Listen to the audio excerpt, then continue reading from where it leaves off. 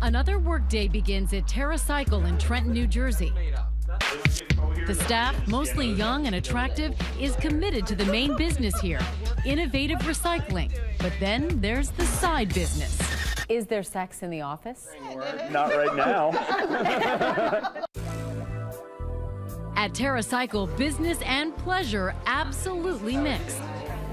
Do you see open flirting, like just like on a day-to-day basis? Everyone's friendly. Friendly and over-friendly? You could get a little bit of both. It would be hard to tell where exactly the line is. I mean, I wouldn't care if I, touched, hugged anyone at any time. There's no boundaries, really. Cover me! No boundaries for sure. There's so much inter-office action, this place needs a hookup flow chart. Just recently, someone on the executive team dated someone in the graphics department. Another person dated someone in accounts management. Meantime, another accounts person dated someone in graphics. Yet a third person dated the office manager.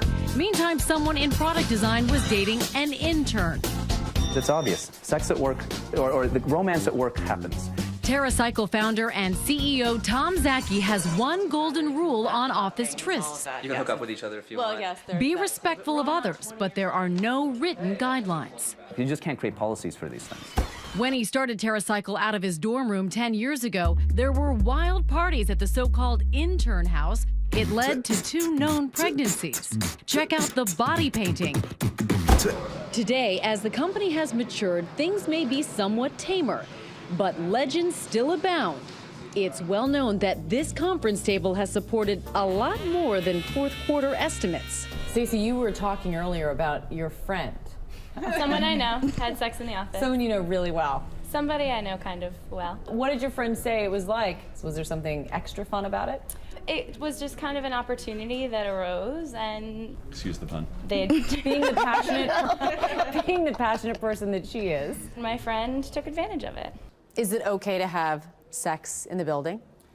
That's a great question. Is it okay to have sex in the building? Well, seriously, Zaki says sex during business hours would be a no-no, which may be why no one has ever been caught on this office security camera. But we found countless examples online of offices where couples supposedly were. Security cam sex, people on the move, on the job. You really want this position, don't you? Sex at work is such a fantasy, there are plenty of porn sites devoted to it. But workplace romance need not be sordid. It can be sweet. And maybe nowhere does it fly higher than at Southwest Airlines. They don't call themselves the Love Airline for nothing. There are more than 1,200 married couples who both work here. Their pictures hang proudly in the company's Dallas headquarters.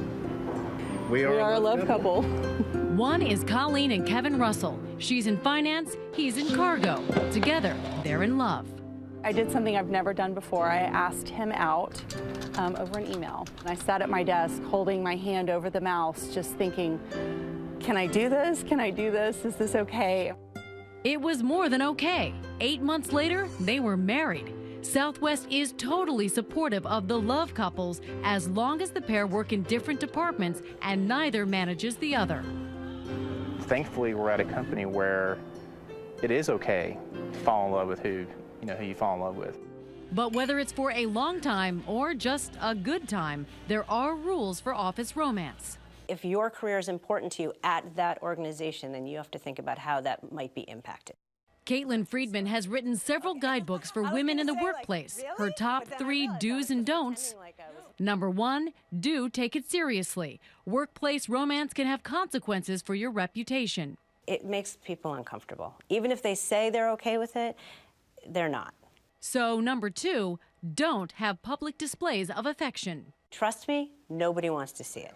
Friedman says keeping the relationship quiet just makes you more professional, which leads to number 3, don't travel for business together. It can lead to troubling questions. Was this really business? Was this pleasure? You just don't want to go there. And that's all when the relationship is going well. 50% of marriages don't last, and dating couples split way more than that. And if life in Cubeland sitting beside a bitter ex isn't bad enough, that's nothing compared to a sexual harassment suit. Just ask Dove Charney, the CEO of clothing giant American Apparel and a notorious workplace Lothario. You've had relations with some of the people who work for you. Look, Isn't that inappropriate? Well, 57% of Americans meet their spouse at work, and it's perfectly normal and natural that love can take place within the context of the workplace. Charney sounds a bit like an older version of TerraCycle's Tom Zaki. The difference is he's rich enough for people to try to sue his pants off. This past spring, Charney was interviewed on Nightline after one of several lawsuits against him was settled out of court. Other cases are pending, though no allegations have been proven in court. All of those accusations are baseless and meritless. And what has happened, you know, high-profile people such as myself are often in the firing line of that kind of stuff. There are 14,000 sex harassment suits filed annually in the U.S. And in fact, back at TerraCycle, Tom Zaki says he's already been named in one of them. On top of that, he says he was once harassed himself by a customer who wanted more than his business. I've experienced all aspects of this personally. But overall, he remains optimistic. He's seen many more good romances than bad, and still thinks when Cupid visits TerraCycle, it's good for everyone. Happy employees mean a better work product, basically, at the end? I think happy employees equal higher profitability. And isn't that what every CEO is in the business of?